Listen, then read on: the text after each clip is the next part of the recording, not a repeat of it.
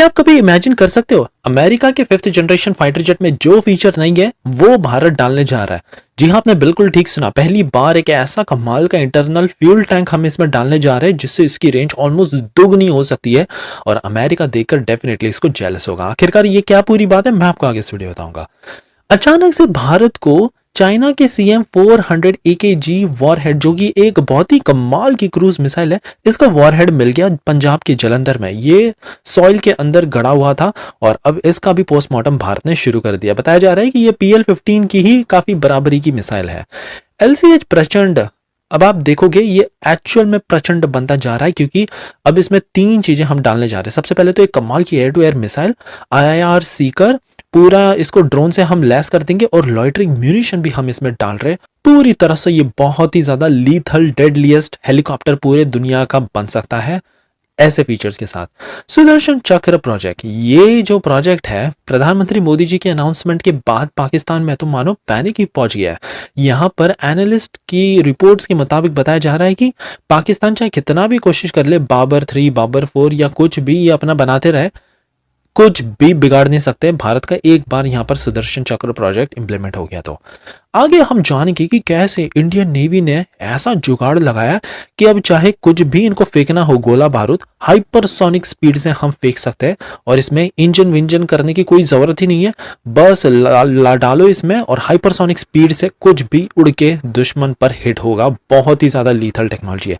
Finally जानेंगे कैसे India और रशिया, हम दोनों ने एक डील साइन कर लिया और अब रशिया पूरी की पूरी टेक्नोलॉजी ट्रांसफर करेगा भारत को स्मॉल एयरक्राफ्ट पिस्टन इंजन की, जिसे लेकर भारत अपने यूएवी में डालकर इसको मोस्ट एडवांस बना सकता है। सो काफी इंटरेस्टिंग आज की सीरीज होने वाली है, इसलिए प्लीज आप एंड तक देखिएगा। विदाउट एनी फर्दर डिले हमारी पहली खबर की तरफ सीधा बढ़ते जो आ रही है भारत के 5th generation fighter jet programme को लेकर। अब यहाँ पर एक ग्राउंड ब्रेकिंग डेवलपमेंट हुई है।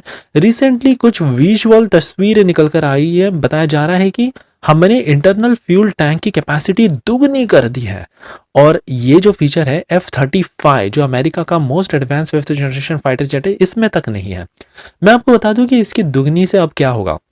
मान लीजिए अगर भारत को हमारे 5th जनरेशन फाइटर जेट को एक साइड से दूसरे साइड पर ट्रांसफर करना है बहुत ही क्विकली, तो ऐसे में हम दोनों ही टैंक को फ्यूल में फिल करके सीधा इसको ट्रांसपोर्ट कर सकते हैं। अनलाइक इसको लैंडिंग सबसे पहले कराना पड़ता, फिर रिफ्यूलिंग, फिर से टेक ऑफ, लैंडिंग, बहुत ज्यादा यहाँ पर प्रोसीजर होता है, लेकिन इसको भारत इजीली अवॉइड कर सकता है।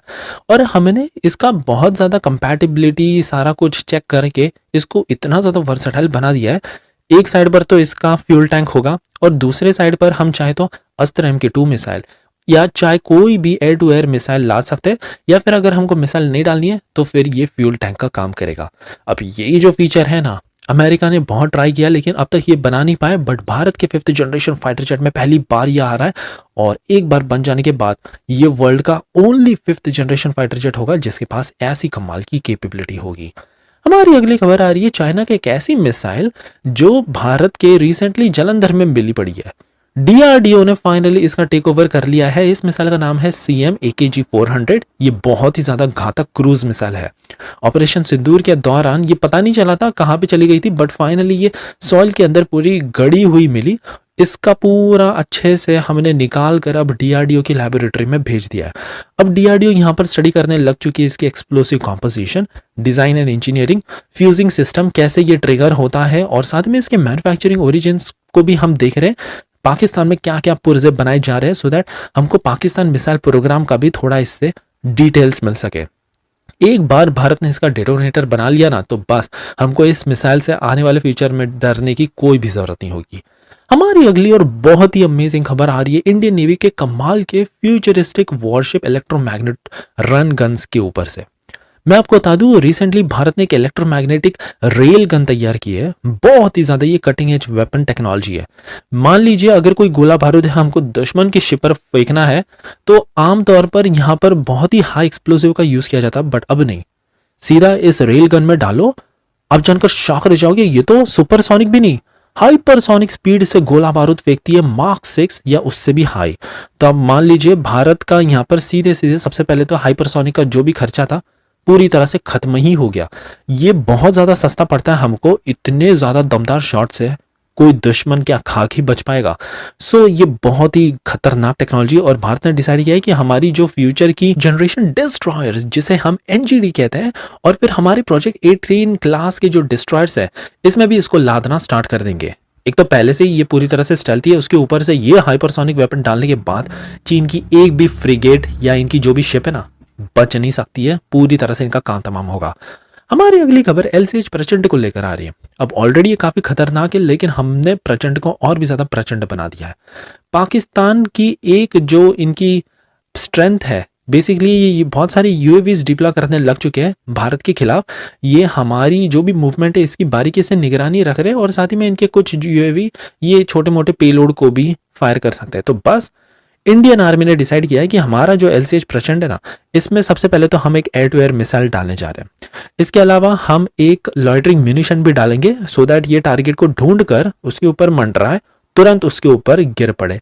तीसरा, हम एक यूएवी ड्रोन डालेंगे, सो दैट ये जानकारी ऊपर से हमको इजीली देता रहे, हेलीकॉप्टर में सारी जानकारी जाए और हमारी मिसाइल तुरंत उसको फायर करे। तो एक तौर से anti drone Hunter helicopter system Bharat तैयार कर रहा है। इतनी खतरनाक टेक्नोलॉजी से भारत इजीली इसको वर्ल्ड का मोस्ट लीथल हेलीकॉप्टर भी बना सकता है। हमारी अगली खबर आ रही है भारत के सुदर्शन चक्र प्रोजेक्ट को लेकर। अब जैसे ही भारत ने सुदर्शन चक्र प्रोजेक्ट का अनाउंसमेंट किया, मानो कि पूरे पाकिस्तान में तो पैनिक ही मच गया। ऑलरेडी ये भारत की स्ट्रेंथ सबसे पहले इनको पता ही है, S-400 आकाश, इनका मजा तो इन्होंने चखा ही है। फिर MRSAM, LRSAM, और अब सुदर्शन चक्र ऐड होने के बाद पाकिस्तान अभी रिसेंटली जो भी बाबर 4 और बाबर 5 पर काम कर रहा है, ये सारा बेकार ही जाएगा। ये भारत का बाल भी बाका नहीं कर सकते हैं।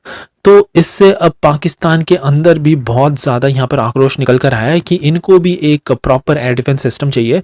चाइना का तो पूरी तरह से मेड इन चाइना ही निकला जिस हिसाब से इनका ब्रांड है। तो अब ये जा रहे हैं टर्की और कई तमाम बाकी कंट्रीज के पास जिनके साथ इनके क्लोज रिलेशनशिप है, और उनसे मोस्ट प्रॉब्लम मांग सकते हैं।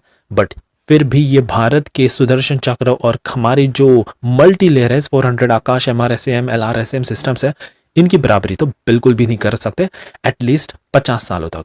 फाइनली हमारी आखिरी खबर आ रही है इंडिया और रशिया के कमाल के पार्टनरशिप को लेकर।